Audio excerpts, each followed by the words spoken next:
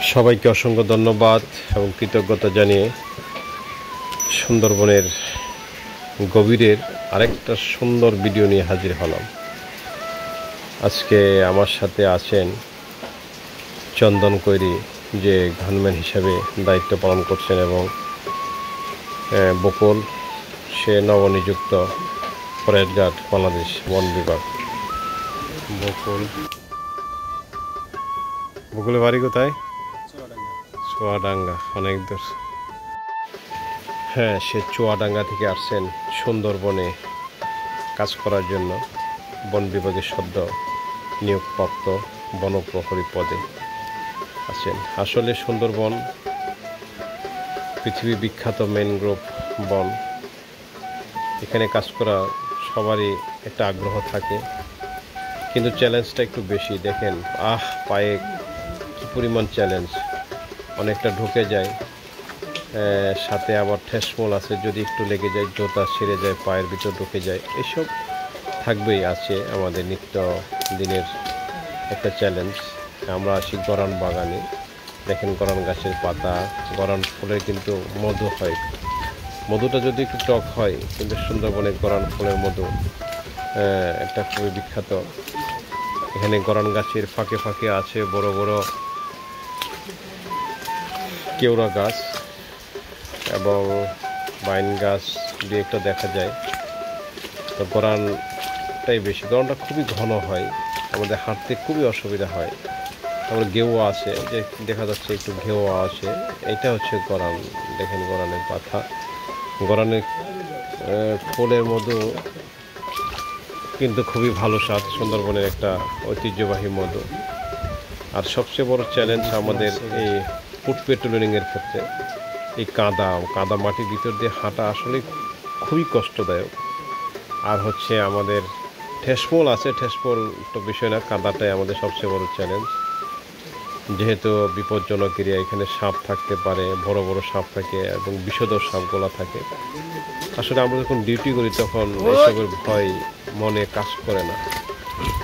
আপনারা মনে করতে পারেন যে আমাদের একজন গানম্যান নিয়ে কীভাবে আমরা এত বড় জঙ্গলে ঢুকে পারি। আসলে কিছু করার নাই, আমরা দুইটা টিমে বের হয়েছি। একটা টিম আমরা এদিকে আসছি, আরেকটা টিম অন্যদিকে কাজ করছে। তবে আমরা ডিউটি করে থাকি সুন্দরবন সংরক্ষণের জন্য। আমরা সুন্দরবনকে রক্ষা করব, সুন্দরবনের হরিণ সহ অন্যান্য সকল বন্যপ্রাণীকে রক্ষা করার আপ্রাণ চেষ্টা করছি। আপনারা যারা সুন্দরবন ভ্রমণ করেন নাই, সুন্দরবনে আসার জন্য আমি আহ্বান জানাচ্ছি। সুন্দরবন না দেখলে পৃথিবীর একটা আশ্চর্য দেখা বন্ধ থেকে বিরত বলে মনে করি আমি। এটা খুবই দরকার। দেখেন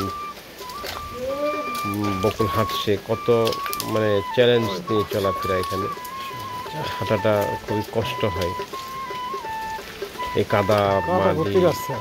এখানে প্রচুর পরিমাণে হরিণ থাকে, শত শত হরিণ বসে থাকে। হরিণ আমরা দেখাতে পারছি না, কারণ হরিণ আমাদেরকে দেখে আগেই দৌড়ে পালিয়ে গেছে। কারণ এগুলো তো জঙ্গলের হরিণ, এরা মানুষ আমাদেরকে দেখলে দৌড়ে পালিয়ে যায় ভয়। এখানে প্রচুর হরিণ ছিল, আমরা চেষ্টা করছিলাম ভিডিও করার জন্য, কিন্তু পারি নাই। এরা আগেই আমাদেরকে দেখে ভয়ে পালিয়ে গেছে। আমরা আস্তে আস্তে সুন্দরবনের অনেক গভীরে যাচ্ছি, কখন ফিরবো জানি না।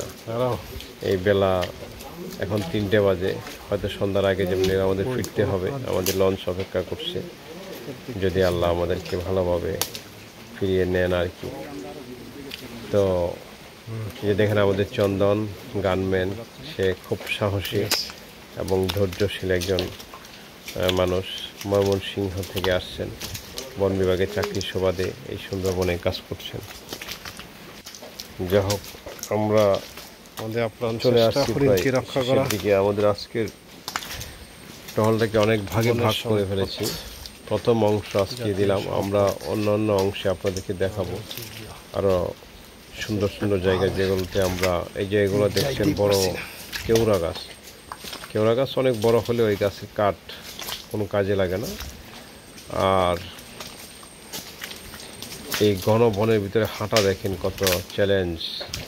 অস্ত্র থাকলে অনেক সময় যদি ভাগ এসে যায়, অস্ত্র চালানোর সময় তো আমরা পাবো না। এই গরান গাছ অত্যন্ত বাগানের ভিতর দিয়ে হাঁটাটা খুবই কষ্টদায়ক। বেশি মোটা হয় না। টিয়ারসরের এই জায়গাটা আমরা সবসময় ডিউটি করি, কারণ এখানে প্রচুর হরিণ থাকে, সেজন্য এখানে হরিণের ফাঁদ পাতার সম্ভাবনা থাকে। এই কারণে আমরা চেষ্টা করি যেন এটা আমাদের দখলের আওতায় থাকে সবসময়। এখানকার পরিবেশ কোনোভাবে যেন নষ্ট না হয়। আমরা মাঝে মধ্যে এখানে হরিণের ফাঁদ পাই, আসামি অনেক সময় পাওয়া গিয়েছে। তো আজকে আমরা ঘুরছি তারই সন্ধানে, যদি কোনো প্রকার অপরাধী থাকে। তাহলে সবাইকে ধন্যবাদ।